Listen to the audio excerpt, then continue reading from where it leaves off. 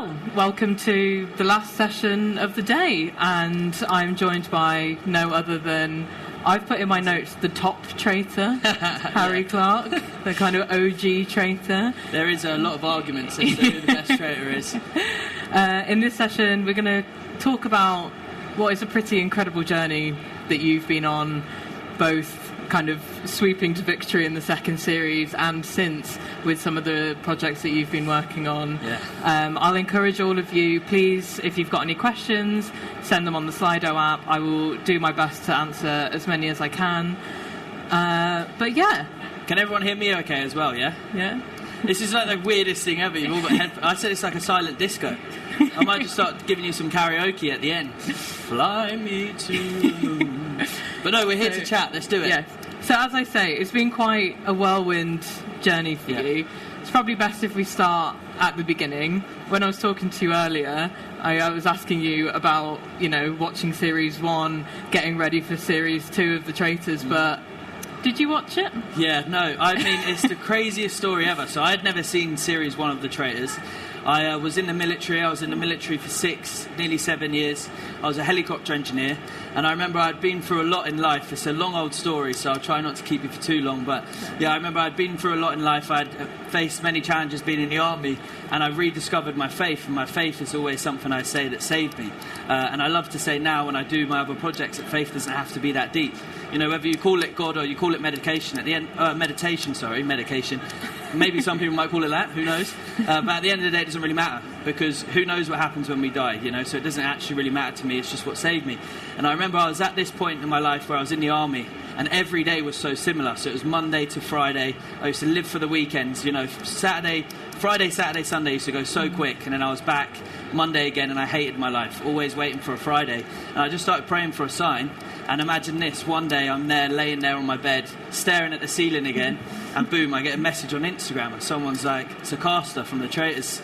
And we're like, they just sent me a message, and she was an amazing woman. She said, oh, hi Harry, this is Kate, this is a caster from the Traitors. We had a UK Series 1, it did really well. I'm casting for Series 2. And I looked at the message, and me being me just replied, no thanks, scam. Because who's going to want to see this idiot on TV? So I was like, yeah. All right, mate, you're not having my bank details. To which she then replied, luckily she didn't air me, she replied, no, Harry, this isn't a scam, it's a real person. Again, I was like, that's what any scammer would say. What a perfect way to get away with it. And then, I left that message for like 2 or 3 days, and I'm laying there in my bed again, staring at the ceiling, and I thought, you know what? If it was a scammer, which I probably should have thought a bit earlier, why would they leave their phone number and email address? So I called the number. And this was my whole reason for doing the show, actually. Everyone always says, oh, how come you wanted to do the Traitors? And I'm there. She's talking to me for hours, by the way. We're there. We're getting to know each other. She's laughing. I'm laughing. She's telling me all about Series 1 of the Traitors. I'm like, yeah, this is great. I was like, I've never seen it. And she was like, oh, maybe you should watch it. It's all about lying and deceiving. I was like, well, pretty good at that, Jekyll and Hyde life. And, we're chatting to each other. And then right at the end of the 2 hours or however long, she goes, oh, yeah, and by the way, you can win some prize money. And I was like, what? Prize money? And then she was like, yeah, you can win up to 120 grand. And I was like, Kate, why did you not start with that? Because I would have signed up no matter what it was. I would do a lot worse things for 120 grand. So that was my whole reason for going to the Traitors. Yeah. And when you went on, I think you said at the time you always wanted to be the traitor. I told them, don't send me up there if I'm not a traitor. I think it was because I'm quite a confidence person anyway. So I was like, who wants to go, really, out of all of you guys too, whoever wants to play the Traitors would be a faithful. It's so boring. No one, let's be real, everyone here would be a traitor if you got the chance to. So, and obviously, because I didn't see Series 1, I told them I had a perfect cover story. I was in the military, so I worked for an organisation built off trust, so everyone's going to believe me. But actually, like I said, when I got to the weekends, Friday, Saturday, Sunday, I was a far different person than Corporal Clark on a Monday to Friday. I turned into the devil side of me. I was Harry. So I said I always had that switch. So I remember saying to him, I was like, don't bother sending me up there. And I was like, what do you mean? And I was like, well, I've never seen Series 1. So if I'm going to be a faithful, I can't really be asked to be a faithful. I don't want to do it. So send someone that really loves the show and wants to be a faithful, because I feel bad for taking their place. And luckily, I think that's maybe what helped me become a traitor, because it was quite a confidence thing. Yeah, and when we were speaking earlier, you were kind of saying with what you took with you from being in the military, in that you are very good at kind of speaking to people from all walks of life, and a lot of it is kind of a popularity contest. And what else from your kind of background helped you, do you think, in the process? Yeah, I think the military massively. Firstly, I mean, the sleep. People are not used to like the amount of sleep you get, and it's just a normal thing when you're filming a TV show, as people here would know. Also, the discipline I'm taught from 16. Even the simple things of making your bed every morning. You had discipline to just, no matter however you felt, you could push the emotions back and just get the job done. And like you said, I was a 16-year-old who then went to Harrogate in the army, North Yorkshire, and I'm in a room with 11 other guys. So I learnt to get used to a lot of different people quickly. Then I was deployed overseas, so I was meeting people from all walks of life, and it was exactly the same thing. When I went to the Traitors, there was adults from all ranges of ages and wherever they're from and from whatever they do for work. So, I think it felt like it was destiny, some would say. And you had a really nice relationship with Johnny, who was also a former military guy. Did you feel kind of any conflicting emotions? Because obviously he was on the other side, he was a faithful. So how did you kind of balance that relationship? Yeah, I'll be honest, I am actually a nice person, by the way. I'm not a liar murderer, so I did actually feel bad, and you do feel guilty, because again, what you don't get to see is that we get really close and we build these personal connections, and these relationships blossom really quickly, a lot quicker than you would spending 6 months to a year in a friendship, because you're there every day for hours on end. You talk about things that even your friends at home don't know, so you really do form friendships and relationships. And like I said, the big thing for the Traitors is, especially if you're a traitor, it's not about telling lies necessarily. Like, you just have to get in with everyone, and I like making a connection with everyone anyway. So every time I had someone in there who I got rid of, you always feel bad and you feel guilty, because again, once you get to know these people like Johnny, they all have a reason for being there, and that this money would change their life. So I'd be a horrible person if I told you I didn't feel bad. No guilt. Yeah. And I think you see that at the end, when obviously I take the money off Molly, because we had got so close. I'm stood there and I bite my teeth. I'm like, oh no, I'm like sorry. she's gonna I'm so sorry, like, because she's gonna hate me. Everyone's gonna hate me. But it's testament to how much of an amazing person she was. She seen me straight after. We finished the filming, and I was like, I need to see Molly, and they're like, oh yeah, Molly wants to see you. And I thought, oh no, she's going to be stood behind the door with a piece of rope or something to take her money back. But no, she just gave me a hug and was like, you're the best to play it, and if anyone ever deserved to win it, it's you. And she understood the game, and that's all it is, it's a game. Exactly. So do you think there was like a moment during the gameplay where you were like, oh, I actually think that I can win this? Was there like a specific moment? It's funny, it's I seem to have like this personality trait, because I was a boxer in the army too. When I used to box, my granddad always taught me, you train with confidence. So if I ever had a boxing fight coming up and I was fighting in 6 weeks, I've already won that fight. I would sit here with talk. I've already won it, and it's not a cocky thing. There's a difference between cocky and confidence. Is because you set yourself up for the best chance of succeeding. And as soon as you think in your head, oh, I might lose this, or I might do this, that festers away at your brain, and it sort of eats away at you, and it gives space for you to lose or to not succeed. So even when I went onto the Traitors, I told my mum and dad, I'm going to win this, by the way. And they're like, all right, mate. They literally said to me, we'll see you tomorrow, because I can't even get a lie past it. I'm a terrible liar, funny enough. I actually am a terrible liar, and that's not a lie in itself. So they were like, we'll see you tomorrow. But I just always had this confidence, because you know what, to me, it's the same with the boxing. If I did lose, as long as I could turn around and say, you know what, I hold my hands up, I did everything I possibly could to give myself the best chance, then fair enough, you shake the guy's hand, or you leave the Traitors castle and you move on, because there's nothing else you could do. So I always had confidence, and I think there was a turning point, funny enough, when I got rid of Paul, the tall ginger guy, if you guys don't remember him.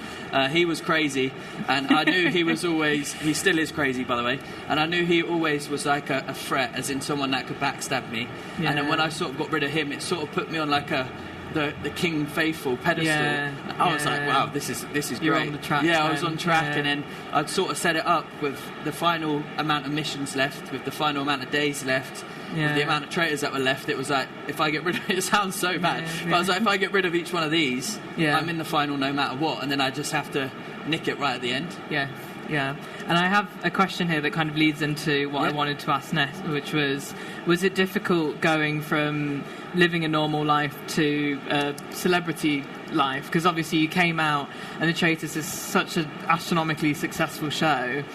Suddenly everyone knows who you are. But what was it like when the show aired? Because you had to sit on that information as well for a while. I was still in the army, so people started coming to my camp.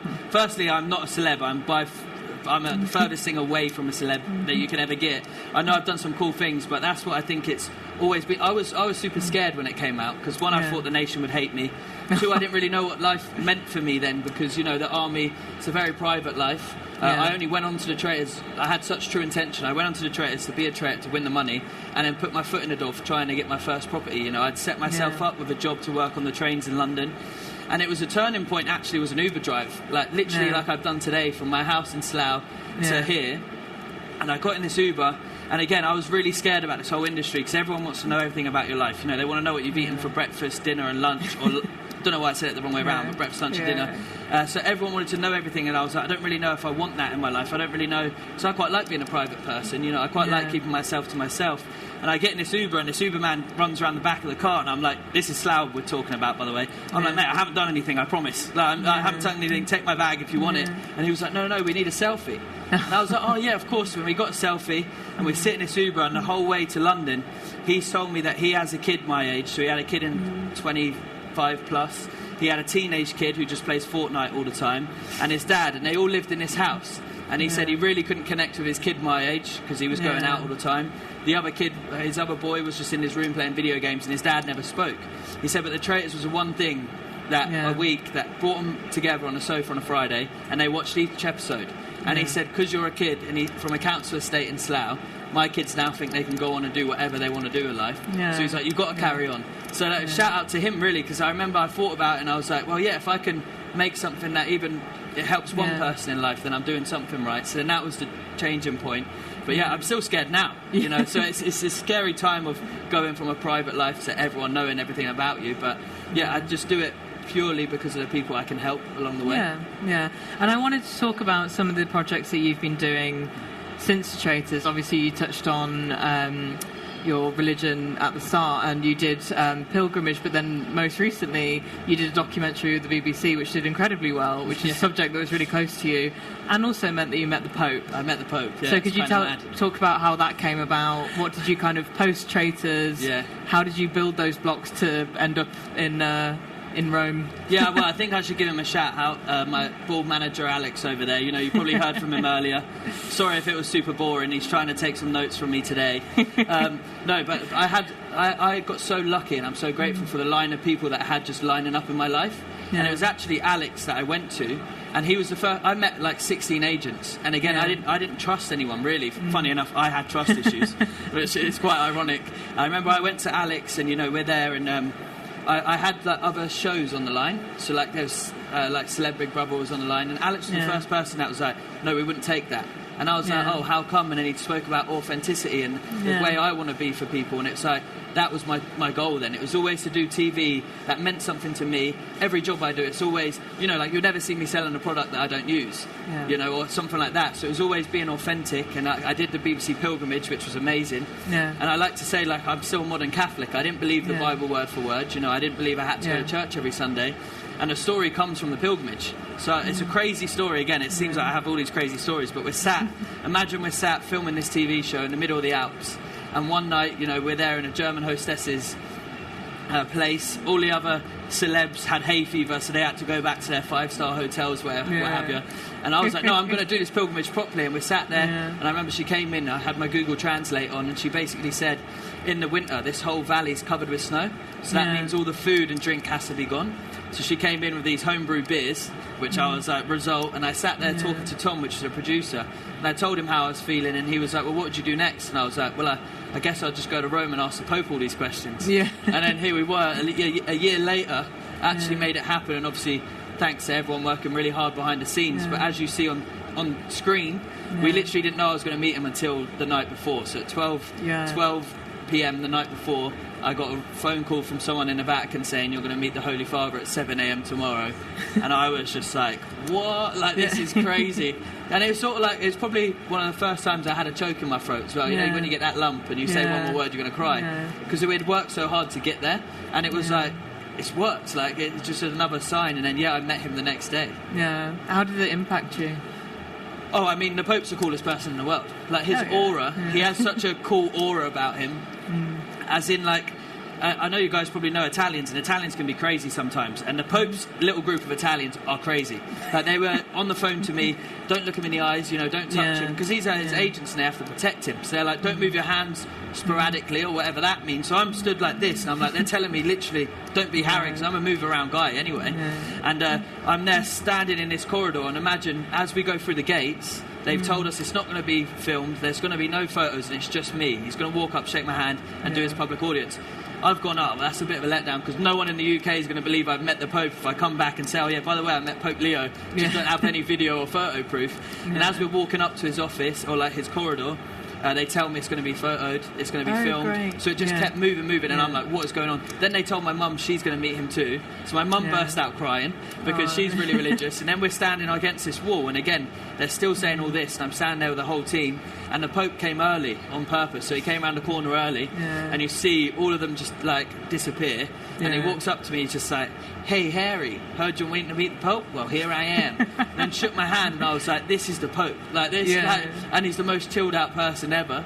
And then long story short, he gives us all a present. He meets the whole team, gives us a present. I give him a Chelsea shirt, which I wish I'd never done, because we've been absolutely rubbish since then. So I don't know, he might have said a bad prayer towards Chelsea to make us worse. And then he invited me into his office. So he was like, hey Harry, you got 5 minutes?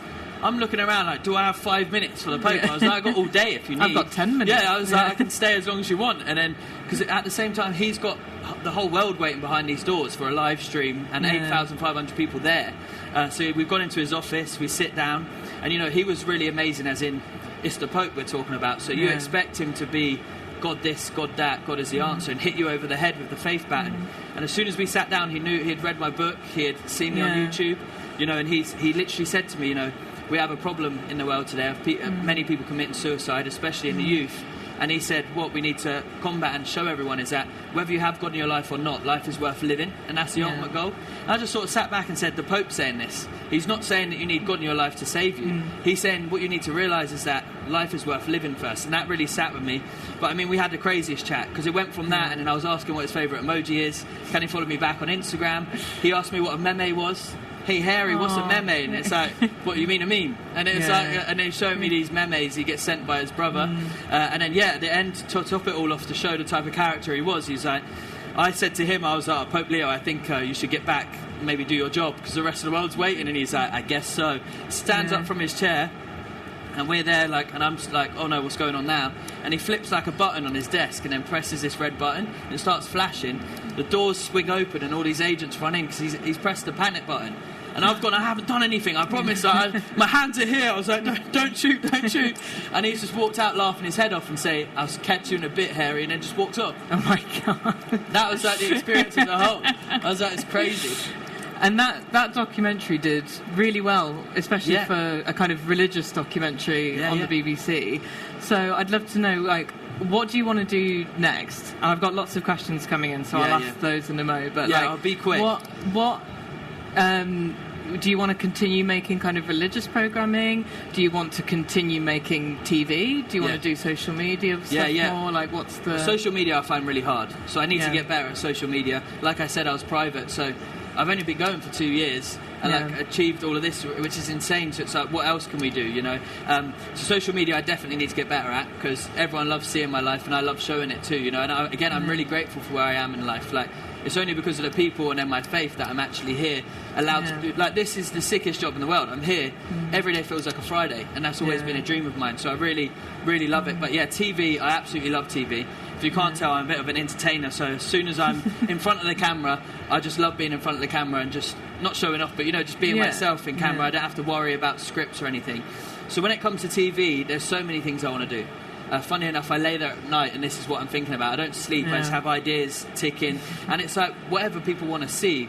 Mainly religion, of course. If they want to see religion, then let's do it. But at the same time, religion isn't my whole being. Like, I walk side by side through life with my religion, but it's not my everything. So it's like, I've always said, like, I didn't, the Pope show, for example, my friends and my dad, my brothers, they're not religious. They always call me a Bible basher. My whole thing is that you don't have to be a Bible basher to have faith, as long as you have something in your life that's beautiful. So, again, why am I a Catholic? I would love to go and stay with the Shaolin monks in Thailand, shave my head bald, and try, because they have superpowers, I'm pretty sure. They have, like, like steel, man bits. So it was like I'd go and love to try all of that stuff. So it'd be cool to, if it's down the religion path, to wonder why I'm actually a Catholic and stay above religions. On top of that, have the army. There's so many army shows I want to do. You know, like the world's toughest army. I know what it takes to be in the UK. What does it look like to be a Norwegian soldier, or an Australian soldier, or an American soldier? You know, so things like that I love. And then engineering. Obviously, I was a helicopter engineer, so the world of engineering interests me. As you can tell, there's a lot of ideas, and I can keep going on and on. But like executives in the room, and also presenting. I love presenting too. I love presenting too, and I've done the one show quite a few times now, and I love. I just love working. I hate being not busy. So, if you want to give me a job, please go to that man over there, because I hate not being busy. So, a couple of the questions that I have here. Someone's asked, what was the pastoral care like on the show? Obviously, when you came out as well, it must have been quite overwhelming to suddenly be so famous. How did Studio Lambert and the BBC help you through that? They were amazing. So even now, coming towards August, September time, that's 3 years since I went and filmed the show. There's still people there for me now if I need a chat. You know, they had it booked in. There was routine checkups with like a therapist. I was like, you don't need to chat. I was like, I'm all right, I'm good, and we'd just chat about the football or something for an hour. But it was always there if you needed it, which was very good. It was always accessible, and still is accessible to me now. Even though I'm not on the show, I think that shows that's a credit to them as how amazing it is. Even though I'm not on the show anymore, haven't done it, like it's not going to be my series coming out. If I still need to call someone, I can always ring that number, and there's someone there to talk to. Yeah. And another one here, which is again kind of Traitors related. How close is what you see on TV to how it actually feels? You know, how much is kind of edited around? Yeah. Do you know what? It's such a hard question, because of course our reality is different. You know, and some when places, you're living the when I'm living the thing, it's easier for me to feel like, that was a close call. Compared to seeing it on TV. I mean, the editing was great, because I was sat on the edge of my seat like, how does this guy get away with it? And it's like, it's me. Like, I know I won the show, but it was like, how does he get away with this? But it is, it's a great depiction of what we go through and like the missions. I just wish, take this down, because if they do this show, it would annoy me because it's my idea, but I just wish they did like an unseen bits, you know, like Love Island. Because there's so many hours of the day that you don't see that's filmed, and there's so many reasonings as to why people are so trusted, as to why they're so loved.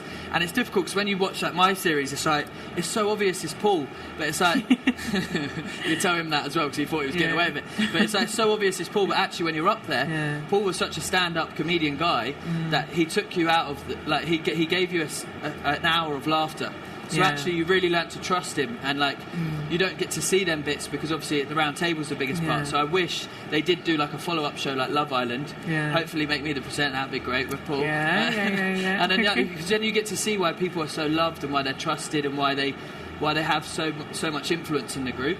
But the depiction's really good of what we go through. It's just I wish they showed a bit more. I mean, everyone loves the trailer, so you want to see more anyway. Of course. So Yeah. Were there any moments in particular that maybe didn't make it in that you were really like, I think that would really like typify like how I played the game? Or were there any moments that you were gutted didn't make it into the final? So I think naturally it would just be the way you're there for filming for hours in a day. So like, you know, me and Paul would be hosting badminton tournaments for everyone to play, and like we had snooker championships and things like that, and that's the things you don't really get to see. So that's why people you get really close to people, and then they learn to trust you, and then they take your advice on things, and then you take their advice, and you sort of join forces. So you don't really get to see that, but other than that, it was just the amount of laughs we had in the turret. Like again, of course it was a TV show, but we knew it was a game. And it wasn't serious, so me and Paul were just laughing the whole time in the turret about who we're going to murder tonight and how they're going to feel about it. He really leaned into it. We really we're pantomime villains, but at the same time there was one night where we murdered Diane, God rest her soul. And there was these jet black horses, and I've got a horse allergy. Funny enough, I love horse racing, so it's the most mate, you know what, actually saying that, I've realised in my life I've always wanted to be a pirate. Then on the Traitors I realised I'm seasick, so I'd be the worst pirate ever. So I'd have to be a land pirate, so I'd be useless, just guard the treasure. Then I wanted to be a cowboy, Yeah. And I realised I'm allergic to horses, so I have to like take some like proper antihistamines. I didn't have any up in the Traitors. Yeah. Forgot to ask. We did our funeral, and then that end scene, like where me Yeah. and Paul were murdering someone in the turret, Yeah. I couldn't get like 2 words out before sneezing. My eyes were bulging out my head. Again, it just shows how good they are at their job, because Yeah. me and Paul were looking at each other like they're not going to get anything here. Because Yeah. every time he tried to say who we're going to murder, I just sneezed, coughed, sneezed, sneezed. Eyes were watering, itching my eyes. And that But didn't yeah. make it in. That didn't make it in, yeah. And we have a quick look at what else we have. So one person's asked, you mentioned that you still live in Slough. Yeah. So they've said kind of like, how come you're still living in Slough after winning the Traitors? Well, cost of living crisis. Everything costs a bloody fortune. I might have won the Traitors, funny enough, but everyone thinks I'm now a millionaire. So, have you seen how much a house costs in London? Yeah. But no, it's, also for me, I was 16 years old. I was 16, went to the army, so I missed out on so much family time. I think things that people take for granted, and obviously going through what I went through, my family were always there for me, and then I really learnt to value what I had in life. And again, when I was 16, you leave the army. You know, I was deployed for 18 months at one point, so it doesn't seem like a lot, but actually, when you think the amount of birthdays I'd missed, anniversaries, or like I'd have to, and when I was at home, I'd have to keep it to the weekend. So I was away Monday to Friday. So if it was my granny's and my little brother's birthday, I'd have a Saturday to make sure I get around to all of them, see them, go to the pub, see this friend, that cousin. Then I was back at the army on a Sunday. So actually, finishing the Traitors, being at home is probably the nicest thing in the world. You know, I get to see my family every day. It's my granny's birthday on a Tuesday. I can go take her flowers. I don't have to wait till the weekend anymore. And also, I just love, I love my family. So it's I'm in no rush. I'm in no rush. It costs a fortune, like I said, and it's quite nice being at home. Although, like, my sisters do my head in when they're drying their hair at like 11 at night and just walk into my room. But yeah, I missed all that. I missed all that, obviously, from 16 to 23 or 22 when I left the army. So yeah, I'm just sort of making up for those years and I just enjoying it. Yeah. And I love Slough. Yeah. I love Slough. You know, like I do the coolest things, and then I get a car home. Like I go from, say, the BAFTAs on a Sunday, and I get a car home to my council house in Slough, where I get to see my mum and dad who are cooking a roast, and my brothers are abusing me still. So I still have that. I still have that life. You know, it's like the Jekyll and Hyde switch, where I'm on a red carpet doing my job, but then I go home and no one cares about me. You know, so it's like they care about me, obviously, but you know what I'm trying to say. Yeah, they don't see you as Harry Clark. Yeah, from the they Traitors. just see me for who they know me as, kind of thing. Yeah. So where would you like to kind of see yourself in, say, 5-10 years' time? Do you still want to be working in TV? Yeah, definitely. Yeah. I think it's funny you say that, because if you asked me a year ago, I'd never have said I would have met the Pope already. Yeah. So it's honestly like... Yeah, how do you top that? How do you top that? Exactly. And I think it's more of them things where I've just proven to myself, which is what I try and say to everyone, is just dream. Like, have these dreams and just follow them, because my whole life I've always been told you can't do this, you won't be able to do that. You know, I left the army. I was a butcher at the age of 13 to work, to make some money for my mum and dad. I told people I'm going to the army. I know you're not smart enough to do that. Did it anyway. Then I went into the army, did the pilot testing, had an avionics technician, which was 11% pass rate. You're not going to be able to do that. Then I did that, and then I went on to the Traitors. It's like, you're the youngest to ever do it. You're not going to be able to win that. Then I did that, and then it's like, oh, you're not. I want to meet the Pope, but you're not going to be able to do that. So you're always going to have people that are going to say you're not going to do something, and that riles me up. That's like, well, what can I do? You know. So when it comes to TV and things like that, I love TV. I love creating things that people can resonate with, because like I said, not to be rogue, it's probably not the best time to say it, but I always say my favourite quote is, you know, at the end of the day, everyone's poo stinks. We're all just normal human beings. So doing TV for people like that and being able to see that I'm a kid from a council estate in Slough, if I can do this and go and meet the Pope, whatever you dream, you can achieve, and it's quite nice to show people. So hopefully continuing that in TV, but also on the side I really want to look into businesses and setting up businesses, just in case my TV career flops. Now I've got something to fall back. You've got to work hard. So that's all that we had time for. Thank you so much, Harry, for coming. No, thank you. And have a nice rest of your day, everyone. Thank you guys for having me. Hope you enjoyed. Hope I wasn't too boring.